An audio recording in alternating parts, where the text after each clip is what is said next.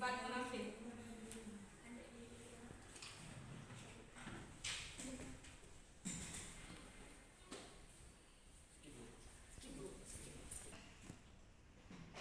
Ibu ingin bertanya tentang sedikit mata pelajaran hari ini, yaitu tentang munafik. Di sini ada yang tahu apa itu arti munafik? Pembohongan. Yang kedua, Ya, Ibu, keraskan suaranya.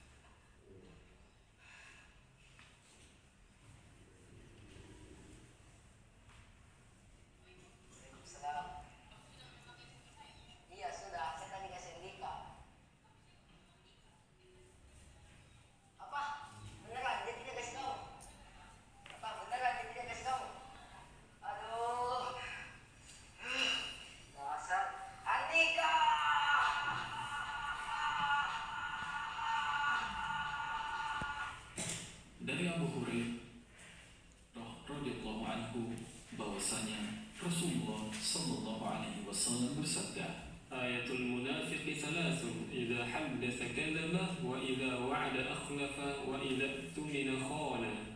Rawahul Bukhari wa Muslim. Ciri-ciri orang munafik ada 3.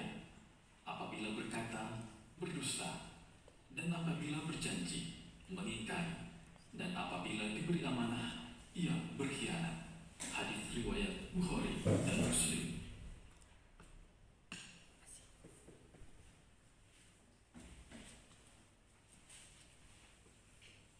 Nah, itu tadi video inspiratif dari ciri-ciri orang munafik. Nah, di sini terlihat dari di televisinya, yaitu tentang hadis ciri-ciri orang munafik. Ciri-ciri orang munafik ada 3.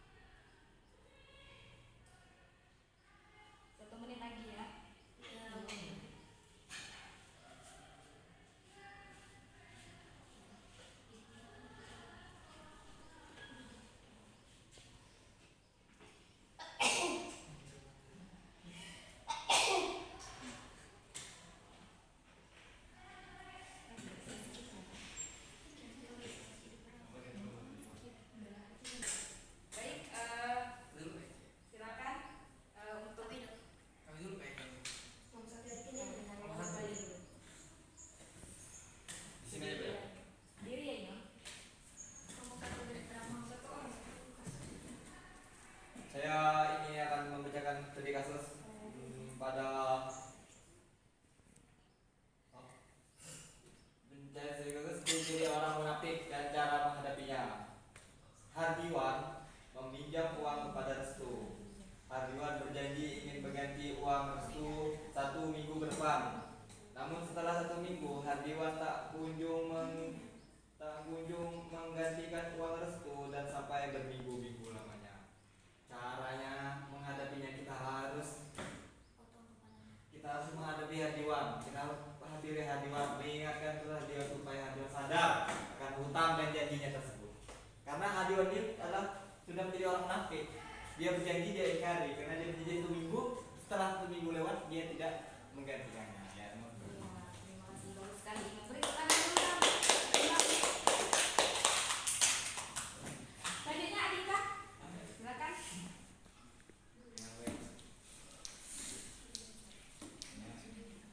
Izin Bu ya. Nah, di sini saya menemukan sedikit kasus tentang Andi yang kerja di kantor perusahaannya.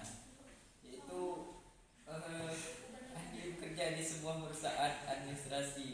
Ya, Bu, dia kan di depan manajer tuh dia kan selalu bersikap sopan, rajin, tidak mengeluh saat kerja. Nah, ketika di belakang itu sebaliknya, dia menggosipkan pimpinan, membicarakan keburukan pimpinannya. Di situ kan sudah terlihat sifat menafikannya. Nah, cara menghadapinya banyak yang istighfar lah ketemu orang sama. Itu saja Bu. Jadi membicarakan keburukan orang lain ya? Ya, Di depan dia Oh, di depan dia baik, di belakang Ya, dia baik. di depan dia baik, di belakang dia. saja. Ya, beri hapus dulu untuk Adika. Oke, ya. Silakan. Baiklah, bismillahirrahmanirrahim. Assalamualaikum warahmatullahi wabarakatuh. Waalaikumsalam warahmatullahi wabarakatuh. Teman-teman, di sini saya ingin menceritakan studi kasus ini Rina dan sahabatnya yang bernama Tia. Kemudian Rina dan Tia telah bersahabat selama 10 tahun ya. Mereka sering berbagi cerita dan saling mendukung. Ya, namun belakangan ini Rina mulai merasa ada yang aneh dengan Tia.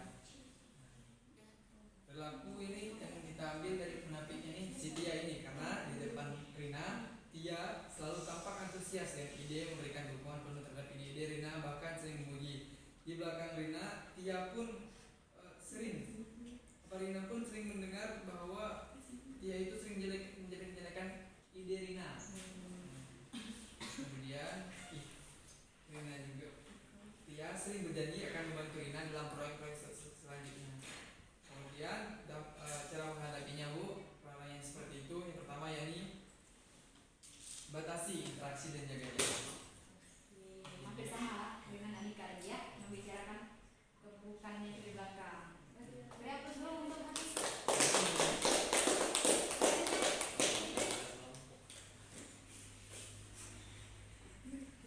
Baiklah, di sini saya akan menceritakan tentang studi kasus ciri-ciri orang munafik.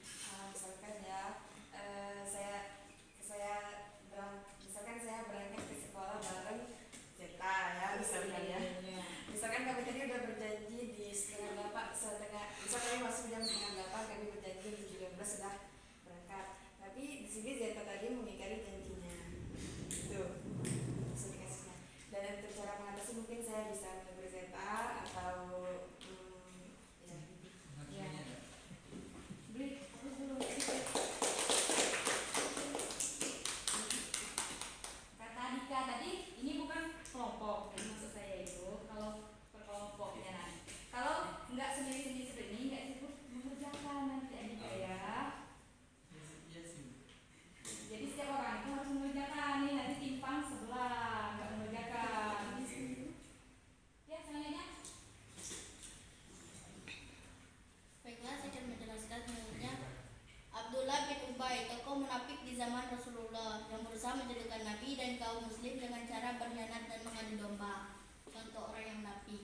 Cara mengatasinya yang pertama dinasihat dulu. Kalau dia emang udah nggak denger atau nggak ngikut, udah jangan ada pertemuan lagi atau menghindar dari dia gitu. Nggak usah ada pertemuan lagi gitu. Biar kita tidak jadi orang munafik juga.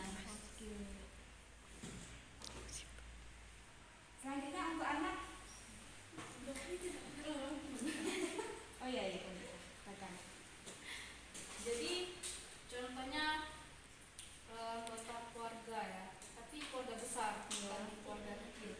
Contohnya itu Pak Budi dan keluarganya sering berkumpul di rumah setiap minggu.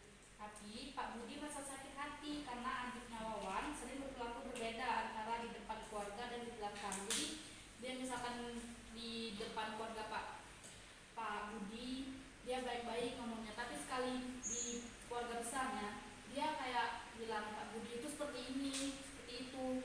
Jadi cara menghadapinya tetap tenang, komunikasi terbuka, dan tegakkan batasan antara berbicara. Terima kasih. Selanjutnya anak. Saya itu tentang kades. Kades. Iya. Nah, ini misalnya, kan kades itu pas dipilih dan dia pun terpilih gitu. Sebelum itu pas dia terpilih dia menyampaikan gitu hal-hal yang ingin dia lakukan seperti BPJS, terus BPJS gratis, terus memberi makan bagi orang-orang yang tidak mampu. Pas 10 hari, pas sebulan atau setahun itu pas dia udah menjadi kades, namun hal-hal tersebut tuh kayak janji-janji sebelumnya itu kayak cuma sekedar omongan doang gitu. Itu kan termasuk orang munafik ya. Cara mengatasinya, kalau sudah tahu sekali maka jangan dipilih lagi, terus dibicarakan dengan baik-baik gitu. Ya, terima kasih anak. Kayaknya hampir semua pejabat kayak itu ya. Iya. Janji manis saja itu. Nah, untuk Zeta, silakan. Iya.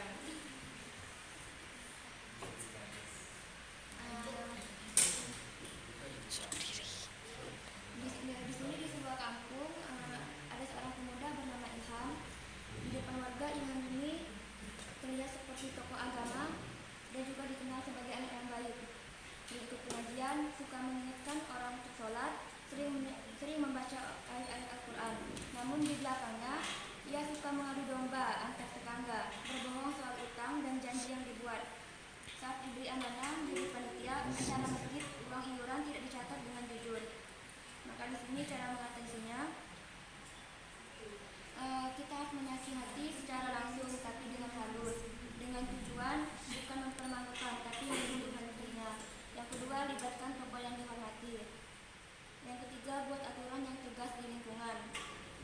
Yang keempat, jangan ikut terseret, dan kelima, doakan kebaikannya. Mungkin hanya itu. Terima kasih. Ya, beri aplaus dulu untuk semuanya. Nah, dari yang sudah kita dengar dari teman-teman semuanya, yaitu studi kasus tentang orang-orang munafik. Jadi kita harus memilih teman yang baik dan juga benar sekali itu. Untuk selanjutnya kita akan mempelajari tentang menyantuni anak yatim. Ada yang tahu ayat menyantuni anak yatim? Iya. Jadi kita akan membacakan surat Al-Maun. Udah hafal kan?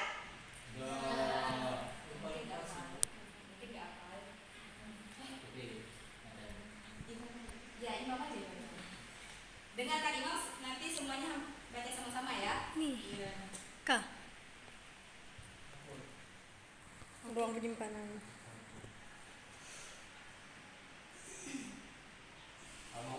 Ya, silakan imam.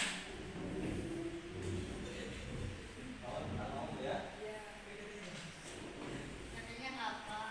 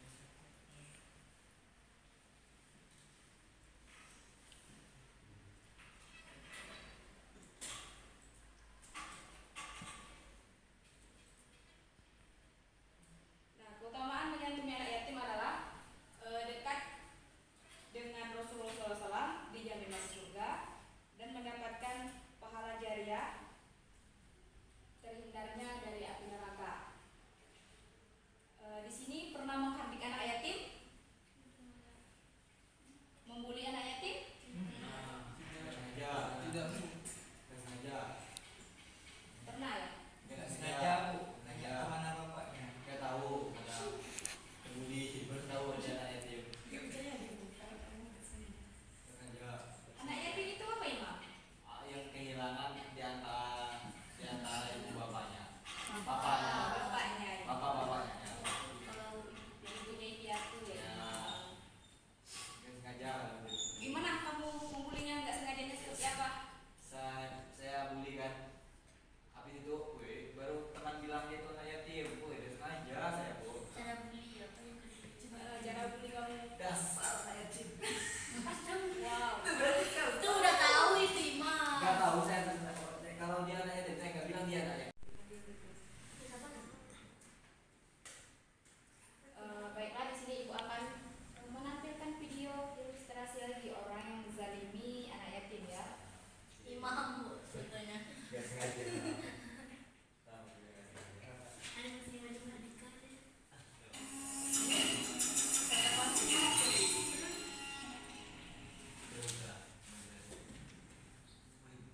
Berikan surat-suratnya. Ayo berikan. Jangan paman, rumah ini adalah milik orang tuaku. Aku tahu, aku hanya mau lihat surat-suratnya saja. Tapi apa? Sejak orang tuamu meninggal, siapa yang mengurusmu? Aku kan? Tapi paman kan juga sudah mengambil alih semua peninggalan orang tuaku. Tolong biarkan rumah ini tetap ada. Cuma ini satu-satunya peninggalan orang tuaku yang tersisa. Banyak bicara kan? Sini, sini. Iya, iya. Nah, ini surat-suratnya Pak. Sudah lengkap semuanya kan? Baik, jika begitu, kita tidak. Tanah dan rumah ini kini jadi milikku. Dan uang ini sekarang jadi milikmu. Terima kasih Pak. Semoga betah tinggal di sini. Sama-sama. Ya Allah, aku harus tinggal di mana setelah ini? Julip, ini tidak bisa dibiarkan. Benar sekali. Yuk. Waduh, udah gak sabar nih mau pegang uang ratusan juta. Siapa kalian? Jangan banyak nanya. Ikutlah denganku. Ya. Di mana aku? Aku di mana? Di tempat di mana kezaliman akan diperlihatkan balasannya. Dengar, harta anak yatim itu ibarat kobaran api. Jangan berani-berani merampasnya dan memakannya. Coba, Asyam, kenyangkan perutnya dengan bara api neraka.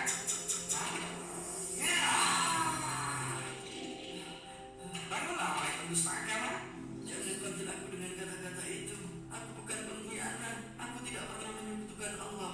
Ya, tapi kamu telah diberi amanah untuk menyayangi seorang yatim. Tapi kamu selalu mengertinya dengan sikap dan perkataan yang kasar. Kalau bukan pendusta, lalu apa? Ya, aku menyesal. Aku hilang. Ya,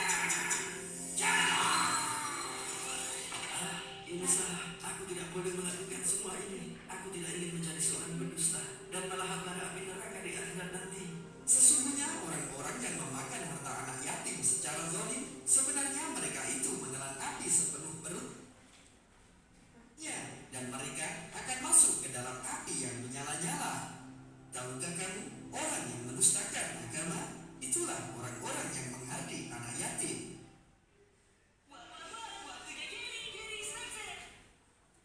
Jadi orang yang mendustakan agama termasuk orang yang menghardik anak yatim ya. Ya. Adik.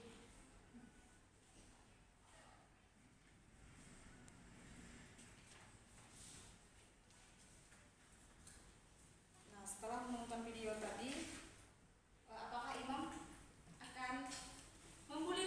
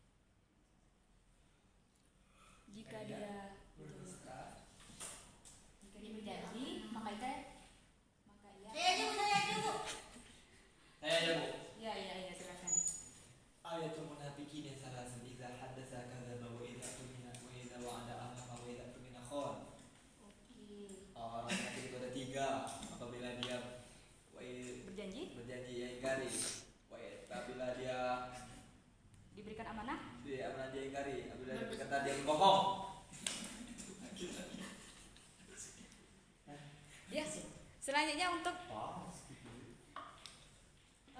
anak yatim tadi. Anak yatim Bu ya. Iya.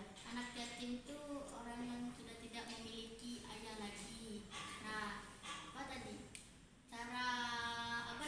Janganlah kita mengambil kesempatan dari seseorang yang sudah tidak memiliki lagi orang tua, seperti yang Ibu tampilkan di animasi tadi kan, seorang pamannya mengambil hak anak tersebut kan, itu kan sudah berdusta kan. Benar. Berdusta kan kayak mengingkari agama, dan berdusta dalam agama itu tidak baik. Jadi sebaik-baiknya kita memperlakukan dengan baik seorang anak yatim. Iya, terima kasih. Kasih aplaus dulu untuk Nila dan Hafiz dan Irman. Baik, itu saja yang dapat Ibu sampaikan dari materi ini. Semoga anak-anak bisa menjadi lebih baik untuk kedepannya. Selalu menyantuni anak yatim dan janganlah bersifat